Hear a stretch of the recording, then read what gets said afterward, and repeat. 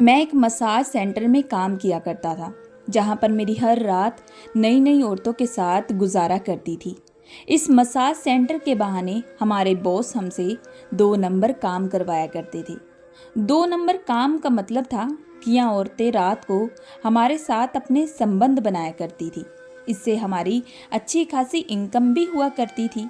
और उन औरतों से ज़्यादातर औरतें ऐसी आती थीं जिनके पति उन्हें वक्त नहीं देते, वो अपनी पत्नियों को खुश नहीं करते, उनके पास पैसों की कोई कमी नहीं होती थी। इसी वजह से ऐसे मसाज पार्लर में आकर वो औरतें अपना खूब पैसा उड़ाया करती थी और वो अपने जज्बातों को भी पूरा किया करती थी। लेकिन इनमें से कुछ ऐसी होती थी कि जिनके पति नामर्द होते, हमारे साथ वह रात गुजारने के बाद वह बच्चे का सुख प्राप्त कर लेती थी। शुरू शुरू में तो मुझे ये काम बड़ा ही अजीब सा लगता था, लेकिन फिर धीरे धीरे मुझे भी इस काम की आदत सी होने लगी थी। मैं धीरे धीरे इस काम का आदी बन चुका था। मैं भी इस काम के बहाने अपने जज्बातों को पूरा कर लिया करता था। एक रात जैसे ही मैं काम पर गया तो बॉस ने कहा कि आज एक स्पेशल कस्टमर हमारे यहाँ पर आई है, जिसने बाकियों के मुकाबले काफ़ी अच्छी कीमत भी अदा की है। तुम्हें कैसे भी हो उस औरत को खुश करना पड़ेगा। मैं बॉस को विश्वास दिला चुका था और अंदर ही अंदर खुश होने लगा। जैसे ही मैं परफ्यूम लगाकर कमरे में दाखिल हुआ तो सामने एक औरत बिस्तर पर बैठी हुई थी। मुझे देखते ही वह तुरंत दौड़ती हुई मुझ पर बिल्लियों की तरह टूट पड़ी थी और सारी रात उसने मेरी चीखें निकाल दी थी। वह औरत पूरे जोश के साथ, मेरा नाम सुमित है, मेरी उम्र 22 साल है, मैं एक ज्वाइंट परिवार में रहता था। मैं और मेरा परिवार सिर्फ एक कमरे में ही अपनी ज़िंदगी काट रहे थे, क्योंकि पिताजी की मौत के बाद मेरे चाचा चाची ने सारी ज़मीनों पर अपना कब्ज़ा कर लिया था। उस वक्त मेरी उम्र सिर्फ 10 साल थी। उस समय मुझे दीन दुनिया की कोई नॉलेज भी नहीं थी कि मैं अपने चाचा चाची से इस बात पर फाइट कर सकता। मैं तो उस वक्त पूरा बच्चा ही था। मजबूरी में आकर चाचा चाची ने हमें घर का एक छोटा सा कोना रहने के लिए दे दिया था। माँ ने भी बड़ी मुश्किल से इस कमरे में ही हमें पाल पोस कर बड़ा किया था। पिता के जाने के बाद ऐसा लगता था जैसे हम लोग बेघर हो चुके थे। अपनों ने ही हमें इतना बड़ा धोखा दिया था जिसे हम किसी के साथ बयां भी नहीं कर सकते थे। पैसों की खातिर उन्होंने हमारे साथ ये सब किया। मम्मी भी मुझे पढ़ा लिखा ना सकी थी, लेकिन चाचा चाची ने हमसे हमारा सब कुछ छीन लिया था। माँ जब लोगों के घरों में काम करने के लिए जाया करती तो मैं उस कमरे में ही रहकर अपने छोटे भाई बहनों को अक्सर संभाला करता था। वह दिन मेरे लिए बड़ा ही दर्दनाक भरा था। मेरी आंखों में उस वक्त बहुत आंसू आते थे। मेरे दिल में चाचा चाची के लिए बहुत ही नफरत अब दिन ब दिन बढ़ती जा रही थी। माँ ने बहुत बार उन्हें कहा कि तुम लोगों ने हमारा सब कुछ हमसे छीन लिया, लेकिन इसके बदले तुम हमें कुछ पैसे दे दो या फिर खाने को कुछ दे दो, जिससे मैं अपने बच्चों को अच्छा भोजन तो खिला सकूं। इस बात पर चाचा तुरंत भड़क उठते थे, तो वह तुरंत मेरी माँ को मारने की कोशिश भी करते थे। माँ तो अपने आप को बचाते हुए भागती हुई हमारे कमरे में वापस आ जाती थी। उस वक्त इन सब हालातों को देखकर मेरे अंदर गुस्सा और उबलता जा रहा था। मेरी माँ उस वक्त हम सबको पकड़कर खूब रोया करती थी। मैं बस अपनी माँ के आंसू ही उन दिनों देखा करता था। मुझे उस वक्त बहुत तकलीफ होती थी। मैं इतनी छोटी सी उम्र में कुछ कर भी नहीं सकता था। धीरे धीरे हमारी जिंदगी इसी प्रकार बीत रही थी। माँ लोगों के घरों में जाकर काम किया करती थी और मैं घर पर अपने छोटे भाई बहन की देखभाल किया करता था। जैसे जैसे हम लोग बड़े होते जा रहे थे तो उसी तरह चाचा चाची के बच्चे भी बड़े होने लगे। वह भी बड़े होने के बाद हमारी इज्जत नहीं किया करते थे। वह भी पूरे तरीके से अपने माँ बाप के ऊपर ही गए थे। मेरी माँ के जाने के बाद वह अक्सर हमारे कमरे में आ जाते और हमारी खूब बेइज्जती करने लगते और हमारा मजाक भी उड़ाया करते थे। ये सब देखकर मैं बहुत ज़्यादा परेशान होता था। मैं रात को माँ को इस बारे में बिल्कुल कुछ नहीं बताया करता था, क्योंकि वह तो ऐसे ही लोगों के घरों में काम करके थक कर पूरी चूर हो जाया करती थी। अब धीरे धीरे मेरी उम्र भी बढ़ने लगी थी। मैंने अब मन ही मन सोच लिया था कि मैं इस जुल्म को और बर्दाश्त बिल्कुल भी नहीं करूँगा। एक ना एक दिन इस जुल्म को ख़त्म करके ही रहूँगा। इसी वजह से जब मेरे भाई बहन थोड़े बड़े होने लगे तो मैं उनको कमरे में समझा बुझाकर अकेला काम की तलाश के लिए बाहर निकल जाया करता था। हालांकि मुझे काम पर बिल्कुल भी कोई रखता नहीं था, क्योंकि ना तो मेरे पास पढ़ाई की डिग्री थी और ना ही मेरे पास कोई काम करने की नॉलेज थी। लेकिन मैं फिर भी लोगों की दुकानों पर जाकर सफाई का काम किया करता था। जब मैं एक दुकान पर काम करना शुरू किया तो उसके 20 दिन बाद ही मैंने माँ को यह खबर भी सुनाई थी। माँ इस खबर को सुनकर मुझ पर बहुत गुस्सा करने लगी थी। वह कहने लगी कि बेटा, मैं जिंदा हूं ना, अभी तुम्हें यह सब काम करने की बिल्कुल भी कोई ज़रूरत नहीं है। माँ की बातों को सुनकर मैंने माँ से कहा कि माँ, हम कब तक इन लोगों के अत्याचार सहेंगे? हमें भी तो कुछ न कुछ करना तो पड़ेगा ही, ताकि यहाँ से निकलकर कहीं दूर अपनी सुख की जिंदगी बिता सके। हमारे पास उस वक्त खूब पैसे होने चाहिए, तभी हम सब ये सब कर सकते हैं। आप अकेली जितना कमाती हैं वह सारा घर के खर्चों में निकल जाता है, तो इसलिए प्लीज़ मुझे भी काम करने दीजिए। जब मेरी माँ इस उम्र में इतने सालों तक काम कर सकती है तो भला मैं हट्टा कट्टा नौजवान लड़का काम क्यों नहीं कर सकता? आप मुझे बस काम करने की इजाज़त दें। इस बात को सुनते ही माँ तुरंत मुझे रोते हुए गले लगा ली और कहने लगी कि कब मेरा बेटा इतना बड़ा हो चुका, मुझे तो पता ही ना चला। आज वह इतनी समझदारी वाली बात कर रहा है। तभी कुछ देर बाद माँ अपने आंसुओं को पोंछते हुए कहने लगी कि बेटा, जो तू कह रहा है वह सही बात है। इसी वजह से मैं तुझे इनकार नहीं करूँगी। लेकिन ध्यान रखना, ये दुनिया बड़ी ही जालिम है। कदम कदम पर यहाँ पर धोखे मिलते हैं। हमारे अपनों ने ही हमारे साथ धोखा किया है। माँ की बातों को मैं अच्छे से समझ चुका था। अब मैं दिन रात मेहनत करके दुकान पर काम किया करता था, ताकि जल्द से जल्द पैसा कमा सकूं और अपने घर के हालातों को बेहतर कर सकूं। मेरी सैलरी को भी अभी 1 महीना पूरा होने वाला था। तभी एक दिन दुकान का मालिक मेरे पास आया और कहने लगा कि सुमित, मेरी माँ बहुत बीमार है, वह भी अस्पताल में है। उसके इलाज में बहुत सारा पैसा खर्च भी हो चुका है। मैं तुम्हें इस महीने की अभी तनख्वाह नहीं दे पाऊंगा, लेकिन अगले महीने मैं तुम्हारी तनख्वाह डबल भी कर दूंगा और दोनों महीनों की तनख्वाह तुम्हें एक साथ दे दूंगा। प्लीज़ इस समय तुम मुझे माफ़ कर दो। तुम्हें पता ही होगा कि ज़िंदगी में माँ हमारे लिए कितनी इम्पोर्टेंट होती है। यह कहते ही वह खूब रोने लगा था। उस वक्त मेरी आंखों से आंसू आ चुके थे। मुझे भी अपनी माँ की काफ़ी चिंता रहती थी। मैं भी अपनी माँ से बेइंतहा प्यार करता था।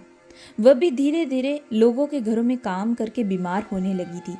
उस दुकानदार की यह हालत देखकर मुझसे रहा न गया। मैंने भी कह दिया कि ठीक है मालिक, आप मुझे दूसरे महीने की तनख्वाह दे देना। मैं मन ही मन सोचने लगा कि कोई बात नहीं, इस महीने के पैसे नहीं आए तो एक साथ दोनों महीने के पैसे आएंगे तो मैं इसे सीधा अपनी माँ के हाथों में जाकर दे दूंगा। उस दुकान में मेरी तनख्वाह सिर्फ 5,000 थी। अब मेरा रोज का यही काम था, दिन भर दुकान का काम करना और रात को घर जाकर खाना पकाना, क्योंकि माँ दिन भर बहुत ज़्यादा थक जाया करती थी। एक दिन माँ मुझसे पूछने लगी कि बेटा, तुम्हारी तनख्वाह नहीं मिली? मैंने कहा कि माँ, वो दुकानदार की जो माँ थी उनकी तबीयत ठीक नहीं थी, जिसकी वजह से जो पैसा था उसके इलाज में खर्च हो चुका था। ये सुनते ही माँ कहने लगी, लेकिन उसने तुम्हारा क्या दोष? तुम्हें तो तुम्हारी तनख्वाह मिलनी चाहिए थी। मैंने कहा कि माँ, आप सही बोल रही हैं, लेकिन दुकानदार के पास पैसे नहीं थे मुझे देने के लिए, और उसके आंसू देखकर मैं पिघल चुका था। उसने कहा है कि वह अगले महीने दोनों महीने की तनख्वाह एक साथ दे देगा। यह बात सुनते ही माँ कहने लगी कि बेटा, अभी भी तुझे लोगों की परख बिल्कुल नहीं है। लोग हम जैसे लोगों से दिन रात मेहनत करके काम करवा लेते हैं। तनख्वाह के वक्त वो लोग बहाने मारते हैं। तू बस संभल कर रहना, ये ना हो तेरा दुकानदार फिर से अगले महीने तेरे साथ ये ना कर बैठे। माँ की बात सुनकर अब मेरा दिमाग जो था वह खुल चुका था। मेरे भी दिल दिमाग में ही चलने लगा। इसी वजह से मैं एक दिन सुबह जल्दी चला गया था। तब मैंने देखा कि मालिक अपनी पत्नी के साथ बात कर रहा था। वह कह रहा था कि हाँ, सुमित को मैं बहला फुसला कर इस महीने भी काम करवा लूँगा और उसे लास्ट में फिर से बहाना मार दूंगा। इसी तरह काम करते करते मैं अपना मतलब निकालता रहूँगा उस बेवकूफ़ को कुछ भी नहीं पता चलेगा। ये सुनते ही मेरे होश उड़ चुके थे। मैं तुरंत दुकानदार के पास गया और उसका गिरबान पकड़कर उसे पीटना शुरू कर दिया था। आज मेरे सब्र का बांध टूट चुका था। हर बार हमारे साथ ऐसा क्यों होता है? लोग हमारे साथ गद्दारी क्यों करते हैं? मेरे चाचा चाची ने भी हम लोगों के साथ धोखा किया था और अब इस दुकानदार ने भी। मैं उसे लगातार पीटता जा रहा था। उसे भी पता चल चुका था कि मैंने वह सारी बातें सुन ली है। आस पड़ोस के लोग भी सब लोग इकट्ठे हो चुके थे। वह हमें एक दूसरे से अलग कर रहे थे। मैंने तभी गुस्से में उन लोगों को भी उस दुकानदार की करतूतें बता दी थी। तभी वह लोग भी गुस्से से कहने लगे कि ये दुकानदार की शिकायत हमें पहले भी मिल चुकी थी। यह पहले भी एक मासूम बच्चों को यहाँ पर काम पर रखा था और उसके साथ भी उसने यही सिलसिला किया था और अब फिर इसने यही काम तुम्हारे साथ भी किया है। सब लोगों ने मिलकर उस आदमी पर दबाव डाला तो उसने मेरे हाथ में कुछ पैसे थमा दिए थे। वह पैसे सिर्फ 3,000 थे। वह कहने लगा कि वह और पैसे तुम्हें नहीं दे पाएगा।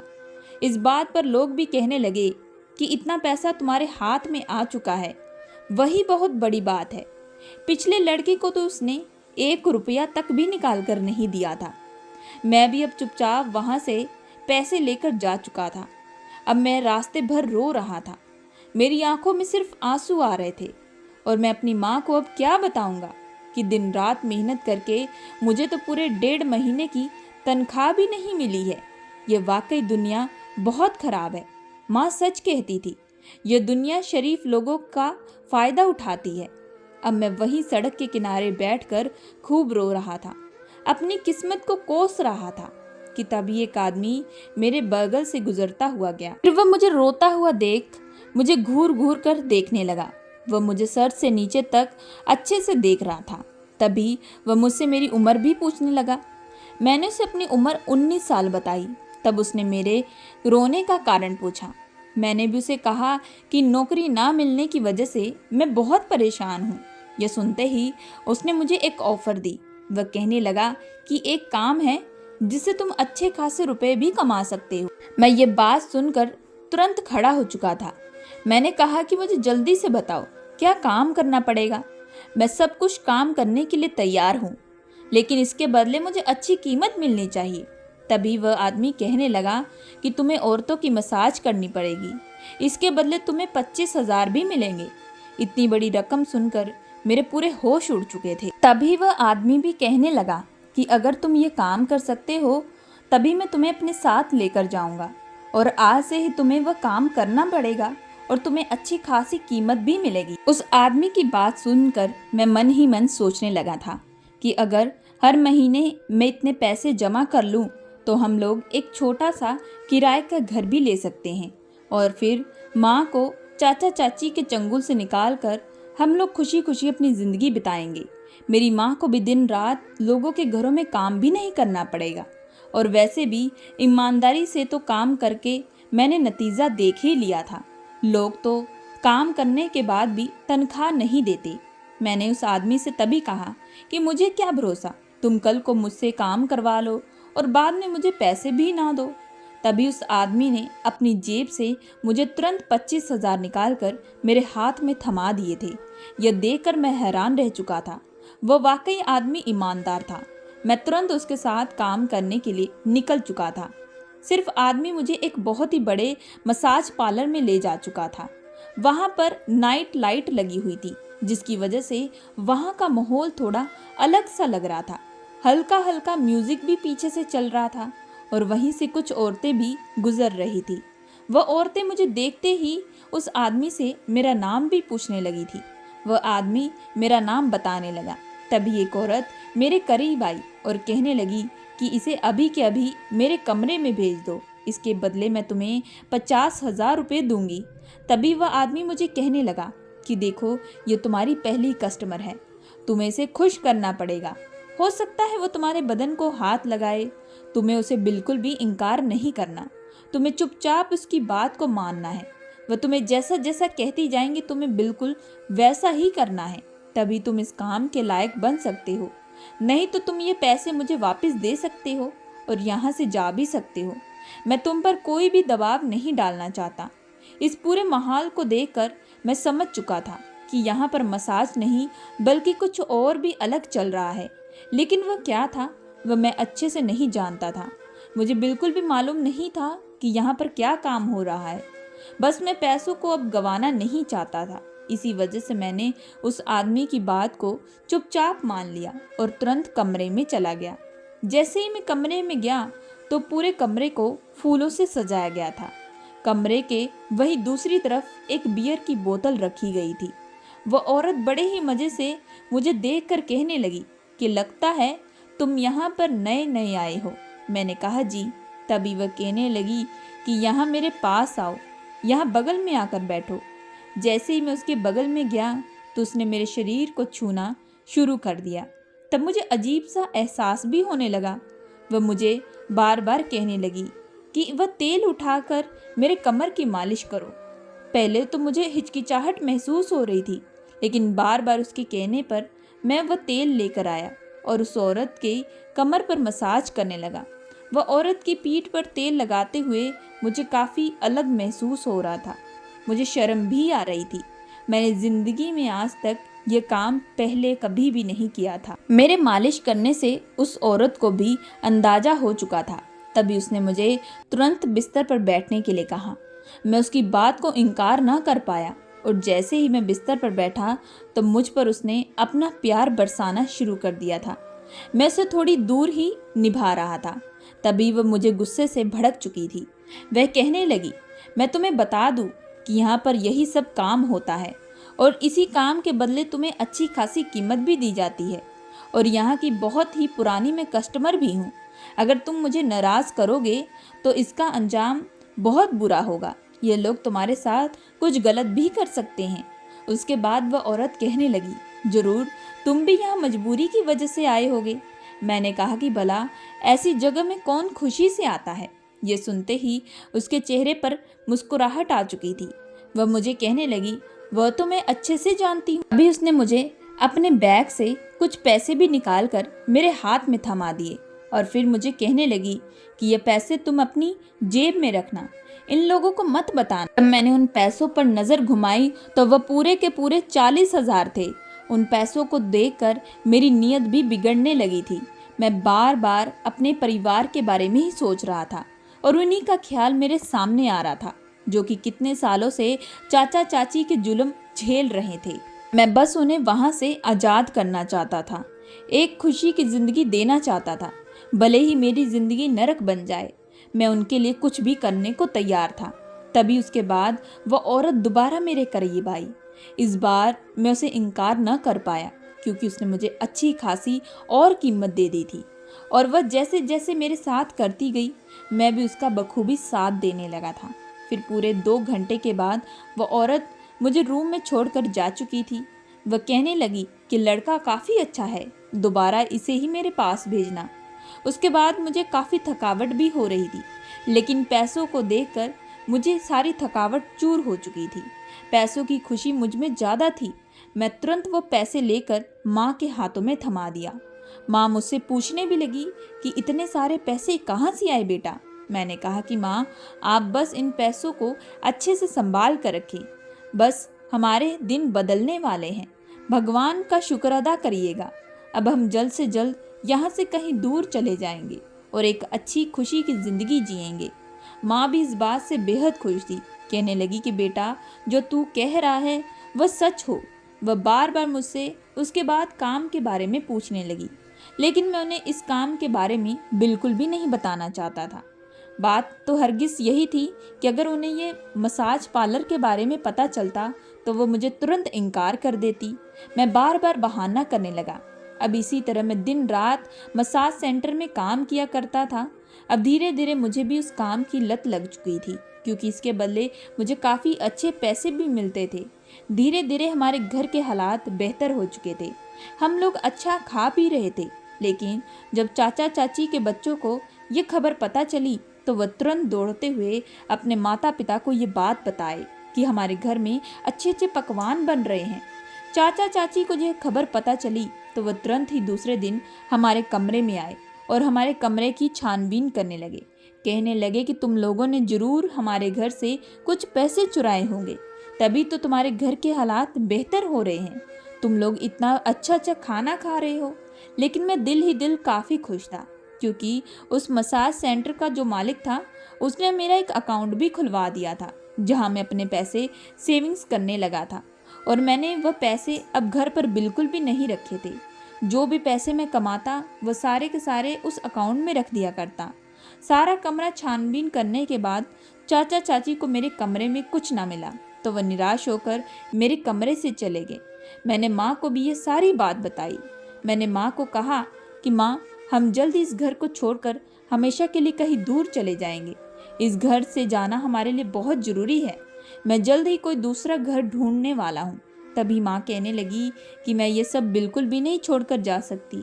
ये सब तो तेरे पिताजी का ही है, क्योंकि यहाँ तुम्हारे पिता की यादें जुड़ी हैं। तुम्हारे पिताजी ने बहुत मुश्किल और मेहनत करके ही ये सब कुछ बनाया है। वह बात अलग है, तुम्हारे पिता के जाने के बाद तुम्हारे चाचा चाची ने इन सब पर अपना हक जमा लिया है। उन्होंने लालच में आकर हमें ही धोखा दे दिया। मैंने माँ की बात को सुनकर कहा कि माँ, चिंता ना करे, मैं उसका भी जुगाड़ जल्द ही जल्द कुछ निकाल लूँगा। लेकिन अभी हमें यहाँ बिल्कुल भी नहीं रहना चाहिए। अगर हम जो भी पैसा कमाएंगे और अपने ऊपर खर्च करेंगे तो इन लोगों को हम पर शक हो जाएगा, और उसके बाद हमारे साथ ये लोग कुछ और भी बुरा कर सकते हैं। माँ को भी यह बात मेरी सही लगी थी, क्योंकि चाचा चाची हमारा अच्छा बिल्कुल भी नहीं चाहते थे।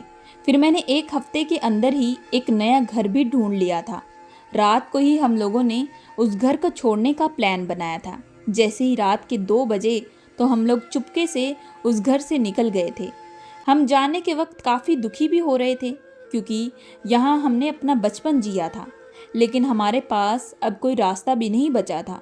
नए घर में जाते ही मेरे छोटे भाई बहन बहुत खुश थे। वह कहने लगे कि यह घर तो पहले के मुकाबले काफ़ी बड़ा है। उस घर में मैंने ज़रूरत की सारी चीज़ें मौजूद रखी थी कि कभी भी मेरे भाई बहन और मेरी माँ को कोई चीज़ की परेशानी ना आए। मैंने माँ को भी कह दिया था कि आप बस घर में खाना पकाएं। अब से आपको किसी भी के घर में जाकर काम करने की ज़रूरत बिल्कुल भी नहीं है। अब से घर मैं संभालूंगा। लेकिन जब भी माँ मुझसे मेरा काम पूछती तो मैं उन्हें कह देता कि मैं दिन रात नाइट शिफ्ट करता हूँ, जिसकी वजह से इतना का पैसा कमा रहा हूँ। मसाज सेंटर में मेरी काफ़ी अच्छी पहचान भी बन चुकी थी। वहाँ की हर कस्टमर मुझे अच्छे से जानती थी। मैं भी अब उस काम का आदी बन चुका था। हर कोई मेरी ही डिमांड किया करता था, क्योंकि मैं कम उम्र का लड़का था और दिखने में भी स्मार्ट था। मसाज सेंटर का मालिक मुझसे बेहद खुश था। अब मेरी पहले के मुकाबले कमाई और भी ज़्यादा बढ़ चुकी थी। आज तक जो भी औरत मेरे साथ रात गुजारा करती, वह हमेशा ही सुबह जब उठती तो खुशी खुशी अपने घर लौटती थी। मैंने कभी भी किसी औरत को निराश नहीं होने दिया था। लेकिन फिर एक रात मुझे सर का कॉल आया। कहने लगे कि आज एक कस्टमर यहाँ पर आई है, जिसने काफ़ी अच्छी कीमत भी दी है। बॉस बता रहे थे कि वह बस तुम्हारी ही डिमांड कर रही है। अगर तुम आ जाओ तो तुम्हारी और अच्छी कमाई भी होगी। ये सुनकर मैं बेहद खुश हो चुका था। मैं उसी वक्त जैसे ही उस कमरे में गया तो सामने का मंजर देखकर मेरे होश उड़ चुके थे।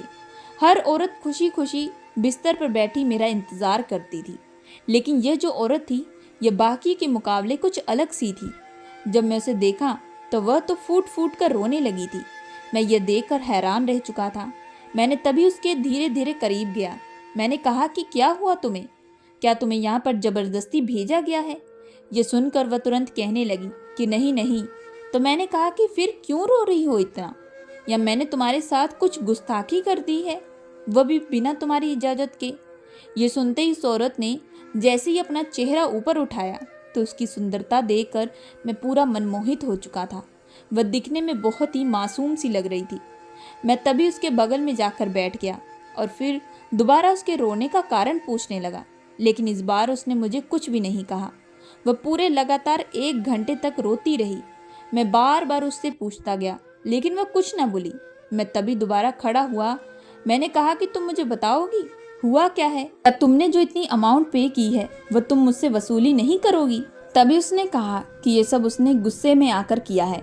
मैंने कहा कि क्या मतलब है तुम्हारा? वह कहने लगी कि वह अपने पति से बेइंतहा मोहब्बत करती थी। शादी के 2 साल तक हम लोग बेहद खुश थे, लेकिन उसके बाद मेरे पति को ऑफिस की सेक्रेटरी से मोहब्बत हो चुकी थी। मैं उन दोनों को रंगे हाथ भी पकड़ चुकी थी, लेकिन उसके बाद मेरे पति शांत न बैठे। वह तो उसके साथ और रंगरलियां मनाने लगे थे। उसके बाद मेरे पति जिद भी करने लगे कि वह अब उसी औरत के साथ शादी भी करेंगे।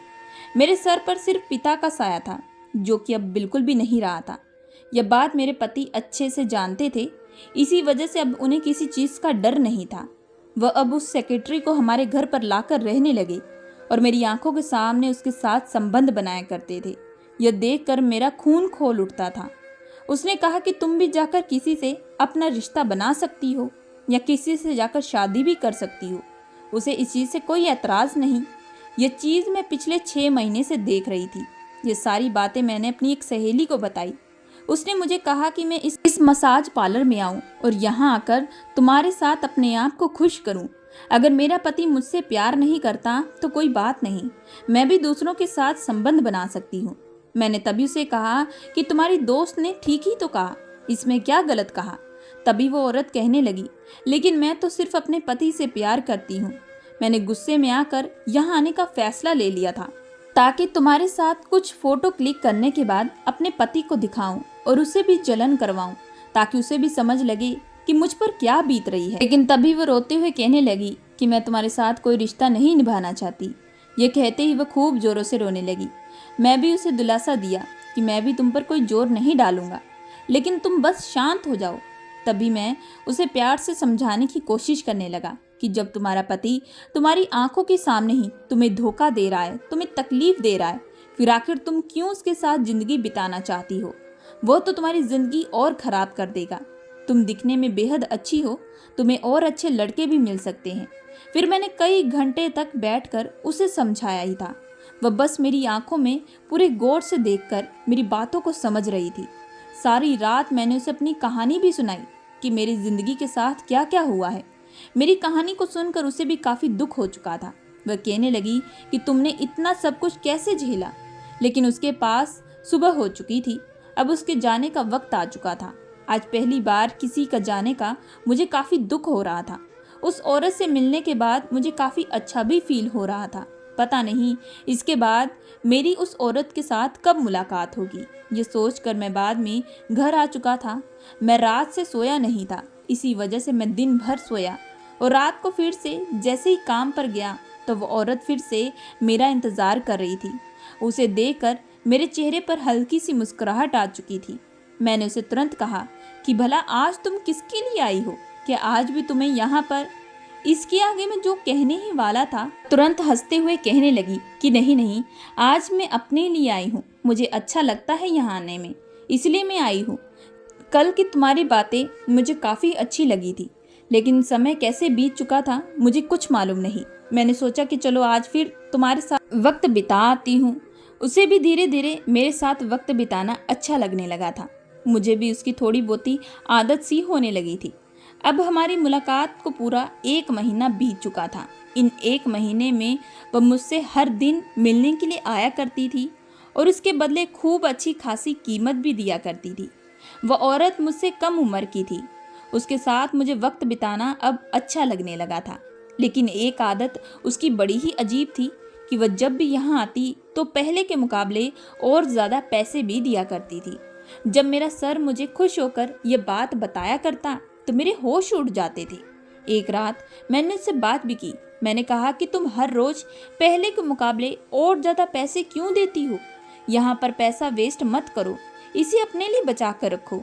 कल को तुम्हारा पति तुम्हें छोड़ देगा तो तुम कहाँ जाओगी? तभी वह कहने लगी, यह तो मैं तुम्हारे लिए देती हूँ। यह सुनकर मैं तुरंत चुप हो चुका था। तभी उसने मेरा हाथ पकड़ लिया और मुझे कहने लगी कि सुमित, मैं धीरे धीरे तुम्हें चाहने लगी हूँ। तुम्हारे साथ वक्त बिताना अब मुझे अच्छा लगने लगा है। मैं धीरे धीरे अपने पति को भी भूल चुकी हूँ। मेरा पति मेरे सामने ऐसी ऐसी हरकतें करता है, लेकिन अब मुझे उससे कोई भी लेना देना नहीं। मेरा पति तो उस औरत से शादी करके भी घर में ले आया है और मेरे सामने ही सब कुछ करता है, लेकिन अब मुझे उन लोगों से बिल्कुल कोई फर्क नहीं पड़ता। ये सुनकर मैं खुश हो चुका था। मैंने कहा, तभी तो मैं चाहता था कि तुम अपनी ज़िंदगी में आगे बढ़ो। जिसने जो किया है उसे भी उसके किए की सज़ा मिल ही जाएगी। इस वक्त वह औरत कहने लगी कि मैं भी अपनी ज़िंदगी में आगे बढ़ना चाहती हूँ और मैं वह तुम्हारे साथ बढ़ना चाहती हूँ। मैं तुम्हारे साथ शादी करना चाहती हूँ, अपनी ज़िंदगी बिताना चाहती हूँ। ये सुनकर मैं चुप हो चुका था। मैंने कहा कि तुम मेरे हालातों के बारे में अच्छे से जानती हो। वह तुरंत कहने लगी कि मेरे पापा की प्रॉपर्टी बहुत सारी है, पैसों की कोई कमी नहीं है, हम लोग वहाँ चले जाएंगे रहने के लिए। साथ में तुम्हारी माँ और भाई बहन भी वहीं पर रहेंगे।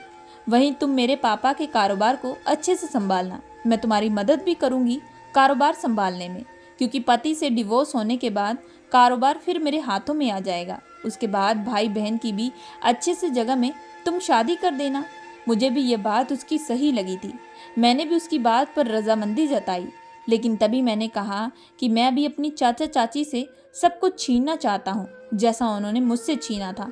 उन्होंने मेरे पिता की जमीन जायदाद पर अपना कब्जा डाल लिया। ये सुनते ही वह औरत मुझे कहने लगी कि तुम्हें इसकी चिंता करने की बिल्कुल भी कोई ज़रूरत नहीं है। मैं अच्छे से अच्छा लॉयर तुम्हारे लिए हायर करूँगी। वह औरत जो थी वह पढ़ी लिखी औरत थी।